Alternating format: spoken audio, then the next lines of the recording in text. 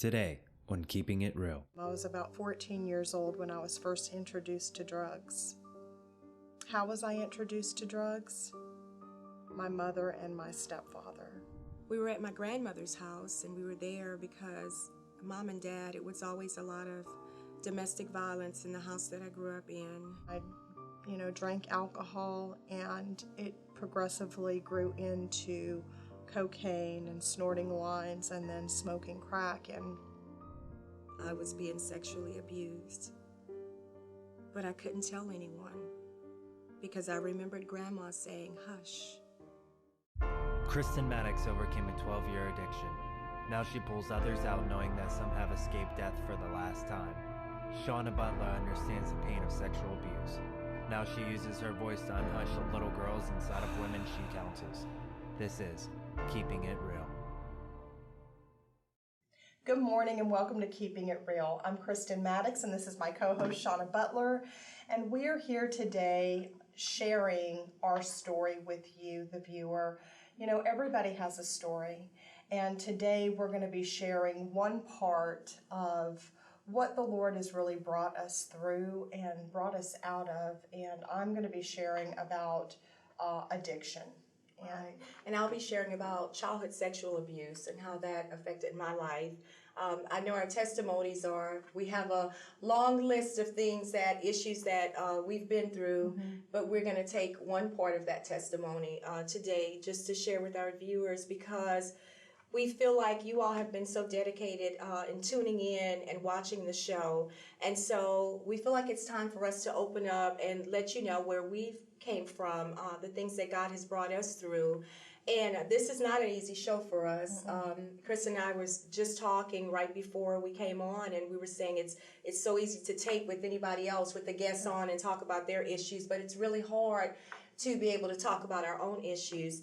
But I always say you cannot lead where you will not go, Right. And you cannot teach what you do not know. So in order for us to be able to sit here and interview other guests, then we need to go there too with ourselves. Absolutely. Yeah. And if you'll notice, behind us is our new backdrop, and Shona was saying, Kristen, she said, there is not one picture on that backdrop that we haven't been through. One or the other of us has been through. And you may be watching today and you may be looking at pictures on the backdrop, and you may see yourself at either some point in your life or maybe even now, or you may know somebody that you recognize in one of those pictures. And we just want you to know that there is help and there is hope, and you can call a door of hope if you need someone to talk to, if you'd like to schedule an appointment, or if you need resources. We're here to pray with you, to encourage you, but we're about to go into sharing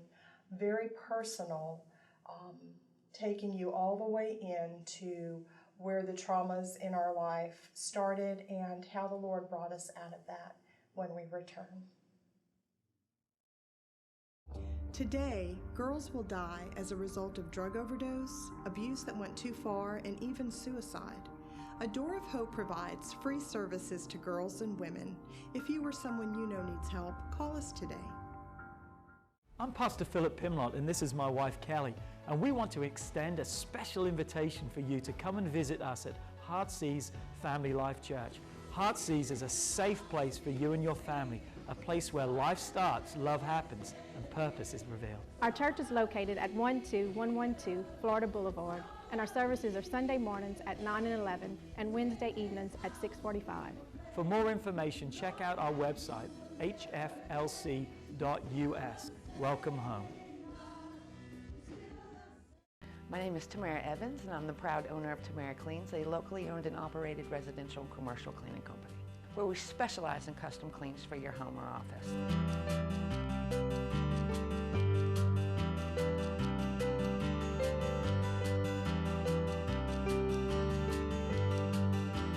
We cover Ascension, East Baton Rouge, and Livingston Parish. Call for your free quote today, and always remember, don't stress, let Tamara clean the mess. No child says, when I grow up, I want to be a drug addict, or I want to spend time in jail, or I want to live on the streets. growing up, I didn't want any of those things either, and yet I found myself in every one of those situations. Living in California at the time, I was about 14 years old when I was first introduced to drugs. How was I introduced to drugs? My mother and my stepfather. He was a very abusive man, and growing up, being a teenager, I guess I was kind of curious, wanting to be popular, wanting to fit in, and just being exposed to it, the influences around me. So that's kind of, my house was like the party house. It was go to Kristen's house on the weekend, and there would be plenty of beer and weed, and that's another thing about being addicted.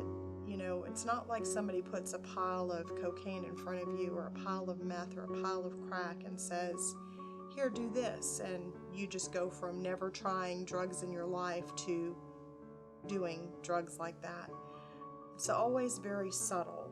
You may start off with smoking cigarettes and drinking beer, and maybe it starts off with taking a few hits off a joint, or taking pills or acid or whatever, and it progressively gets worse. And this was back in the 1980s when crack cocaine was just becoming popular. It was the thing to do. It was fun. It was, if you wanted to party, you bought some cocaine or some crack, but nobody really knew the impact or the addiction that crack created. And so I tried weed, and I drank alcohol, and it progressively grew into cocaine and snorting lines and then smoking crack. And it wasn't very long at all till I became addicted, and I began to live a double life, if you will,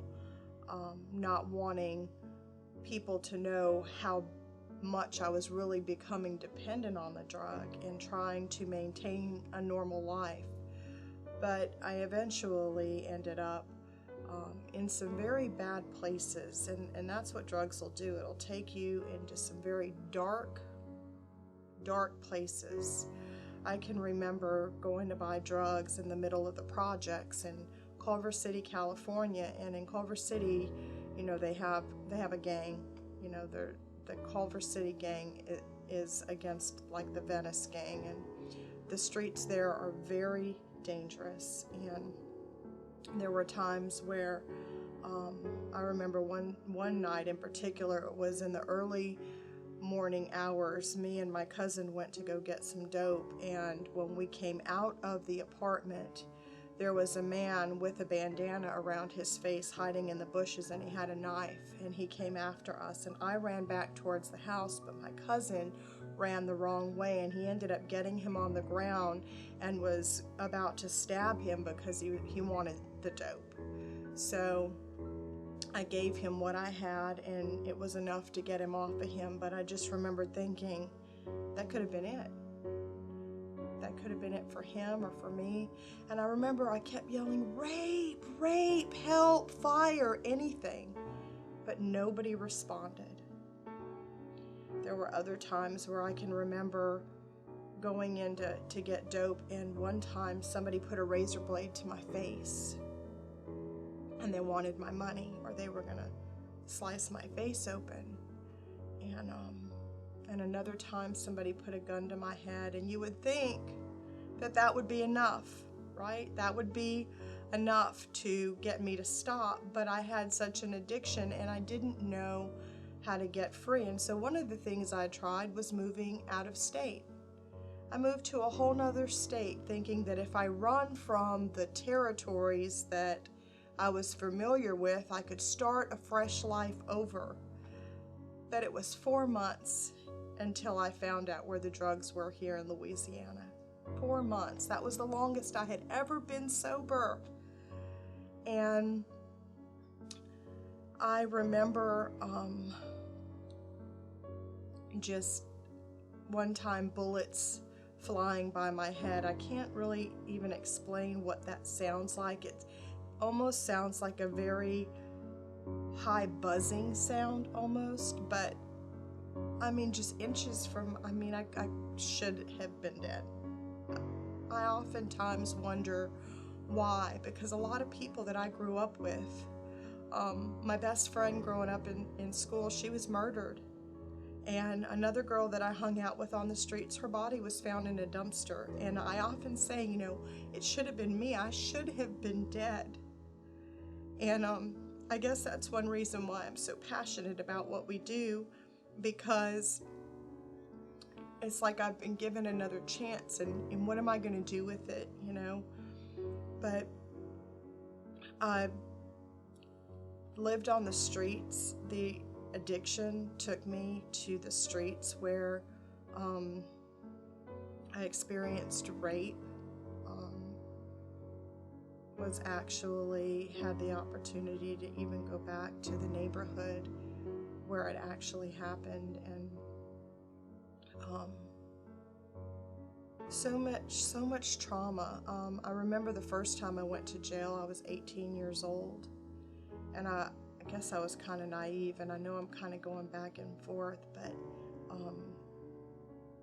18 years old, and I remember them putting handcuffs on me, and that's a real awakening moment.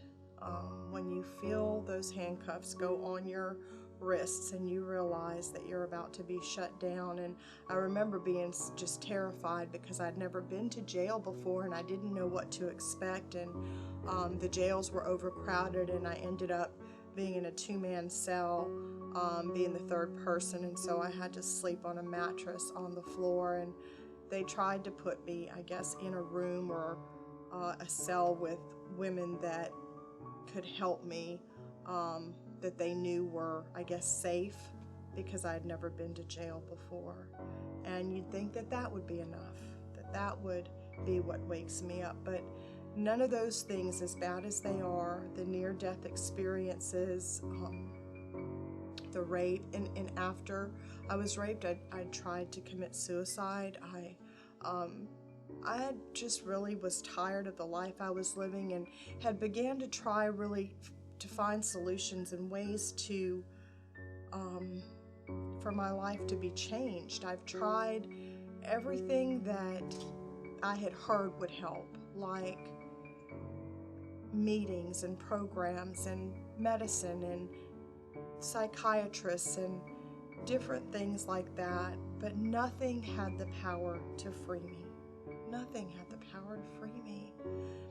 And when I was 26 years old, I was in jail, and it was then that I cried out to the Lord from a prison cell. And that's what's so beautiful about Jesus, is He hears our cry no matter where we're at or what we're doing.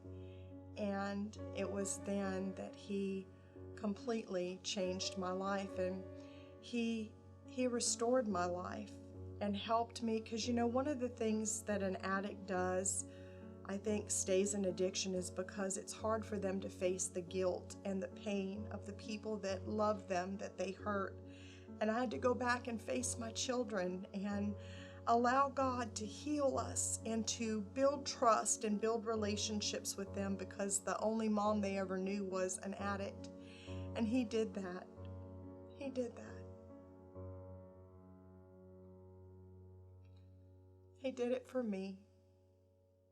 He could do it for you. Today, girls will die as a result of abuse that went too far, drug overdose, and even suicide. It doesn't have to end like that. There is hope. Hi, I'm Kristen Maddox, founder of A Door of Hope Ministries.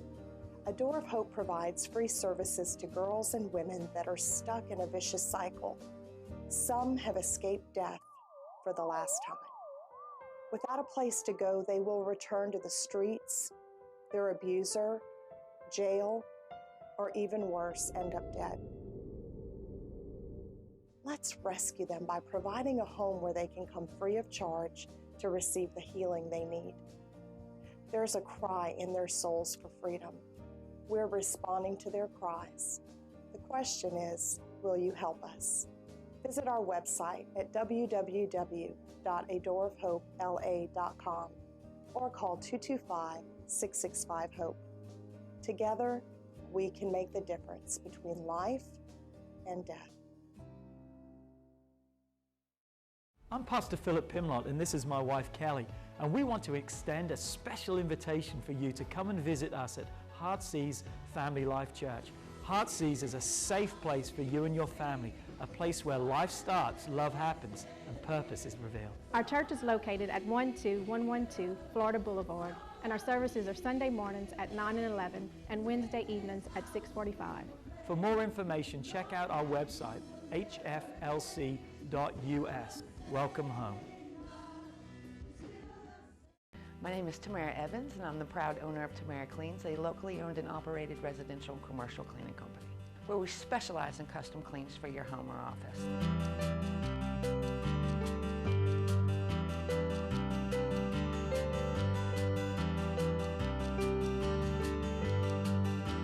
We cover Ascension, East Baton Rouge, and Livingston Parish. Call for your free quote today, and always remember, don't stress, let Tamara clean the mess. It all started at age 2. We were at my grandmother's house, and we were there because Mom and Dad, it was always a lot of domestic violence in the house that I grew up in. And so to get away from it, we would leave and run across the pasture to my grandmother's house. Well, this particular night, we were at my grandmother's, and I was in this bed, and I can remember the bed just like it was yesterday. It's this really, really tall bed with big, big, thick mattresses. And I was laying there sleeping. And I remember my uncle coming into the room. And I just remember him putting something on me. I remember seeing him unzip his pants and lay something on me. Even though I was around 2 or 3 years old, it just didn't feel right. My uncle was an alcoholic, so he did a lot of things that didn't feel right. I remember jumping off of the big bed and running into the kitchen and looking for my grandmother. And I remember seeing my grandmother, and I said, "Grandma, Grandma." And I said, "Uncle put his thing on me." And she said, "What?" I said, "He put his thing on me." I don't really know why I called it a thing. I didn't really know what it was at that age. But somehow I knew it wasn't supposed to be on me. I remember my grandmother asking him about it when he came into the room by her, but he told her it wasn't true, and I guess she believed him. And at that point, she looked at me and she said, "Don't ever say that again."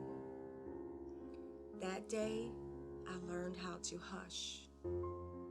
It was just a shh. My voice was taken. From that day forward, many different things happened to me sexually. At my grandmother's house, it was my uncle that abused me sexually. At home, it was the man that worked for my dad. And at school, which really, really could have been one of my only outlets, it was the janitor that sexually abused me. And everyone that did this to me, I didn't tell because my grandmother said not to. I really don't think my grandmother thought that it was okay for someone to sexually abuse me. Now I don't think that because I'm older, and looking back in life, I just think that at that time, when things happened in the family, you just didn't tell about it. So I think it was just my grandmother just maybe trying to protect the family. I don't think she really wanted me to be abused, but she didn't know how to handle it herself. A lot of things happened, Mom and Dad, they ended up getting a divorce because the abuse continued on and on. And when they did get a divorce, my dad had really beat my mom to a pulp one night. He had beat her so bad that she was unrecognizable to her own mother. And so that was the night my mom thought, this is it, I can't go back to him. I had mixed emotions about it because I did love my dad, but I didn't want to see him beat my mom again. So they divorced, and it was just Mom and us 3 girls that lived together. Well, at that point, Mom felt like, she had to try to make ends meet. So during that time, there were different construction workers that would come through town months at a time to work on roads and different things, and they would usually rent out rooms in different people's homes. And my mom, we had a pretty big home, and so to make ends meet, she would rent these rooms out to these men that would come into town working construction work. For me, this was the worst decision that my mom could have ever made. At that time, every sick, dirty, nasty, perverted man that rented a room for my mom also ripped me of my innocence. Day in and day out, I was being sexually abused. But I couldn't tell anyone because I remembered Grandma saying, "Hush." It was very hard during that time just for me to live life. I remember at age 12 feeling like I can't take this anymore. I have to do something. I have to get out of here. But there was nowhere to go. So the only thing I could think about doing is committing suicide. I just thought, committing suicide could be better than what I was going through. I didn't know Jesus at the time, so I felt like I didn't have any help. During that time, I just remember waking up one night and going to my mom's medicine cabinet and taking out all of the medicine that was in the cabinet, and I just started swallowing, and I swallowed and swallowed, and I just remember my eyes getting heavier and heavier and my eyelids closed, and I thought I was gone, but I woke up in the hospital, having my stomach pumped, and just wondering, why didn't you just let me die? I remember the doctors saying to me, if you try this again, we're going to put you in a mental hospital. And I just thought, before I took the medicine, I thought, if I don't succeed in dying tonight, maybe somebody else will have a voice for me. Maybe they will see that something is going on here. This is a 12-year-old girl and she's trying to commit suicide. Maybe somebody will ask questions and will find out that something is happening to me. But there wasn't a voice there for me, and mine was still hushed. After that happened, I started really being rebellious. I felt like, if nobody else cares, then I don't care either. I started searching for love in all the wrong places. I met this guy at age 15 that I thought truly loved me. Ended up pregnant, and I'd say a couple of months later, ended up at an abortion clinic. My life was just crazy and out of control from the sexual abuse. Couldn't even think clear. I aborted that child, and that was something that I had to live with for the rest of my life. After that happened, when I was about 16, I went to live with my dad, which was not a good choice either, because Dad was still being abusive to the woman that he was with now at that time. One night, Dad got really angry, and I don't know if I just reminded him of my mom or not, but he got so angry and so mad at me. I don't even remember what it was about, but he beat me like he used to beat my mom. He beat me so bad. I didn't even know if I would be able to get up the next day to go to school. It was just that bad. And I just remember that next morning waking up from in the corner on the floor where I slept and having bruises and cuts and bruises, and I was swollen everywhere from my dad beating me. And I remember getting up, and I couldn't even put stockings on or anything, and I went to school that day. And I decided I couldn't live like that anymore. I decided to run away from home, and I ran away with this guy that I had met. He was about 21. He slept with me every night. I was 16. It was rape. From there, it was just continual sexual abuse. I was able to get out of that situation and get my life back on track. It was nobody but the grace of God. At in between age 30 and 33, Another sexual abuse, I was raped by my stepbrother. That was hard for me. It was very hard because I was now an adult and I felt like it was my fault. I felt like I should not have been at his house. I felt like everything that happened was my fault, but it really wasn't. God has healed me from the sexual abuse that I've been through. He's brought me a long way, but I had to let him do it. I had to allow him to remove those layers that was in my life. You know, right now, I minister to women that have gone through the same thing that I've gone through, and there are still layers that God is removing. But I'm telling you, God can free us. He can free us from those chains of abuse, no matter what that abuse is. And I just thank God that I'm able to tell my story today because God freed me from the abuse. Do you have a story? Send your personal story to info@adoreofhopela.com for a chance to be selected as a guest on the morning talk show, Keeping It Real.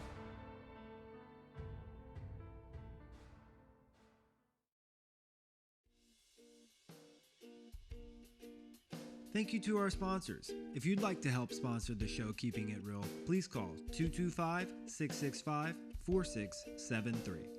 That's 225-665-4673.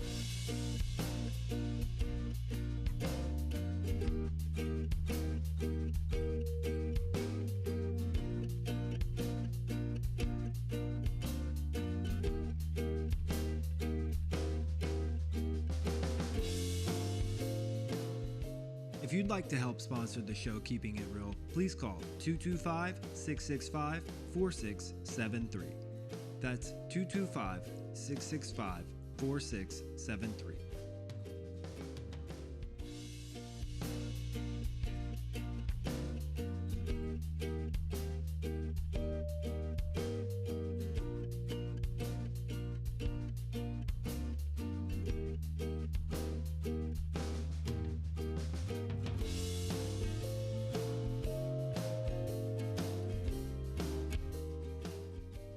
If you'd like to help sponsor the show Keeping It Real, please call 225-665-4673. That's 225-665-4673.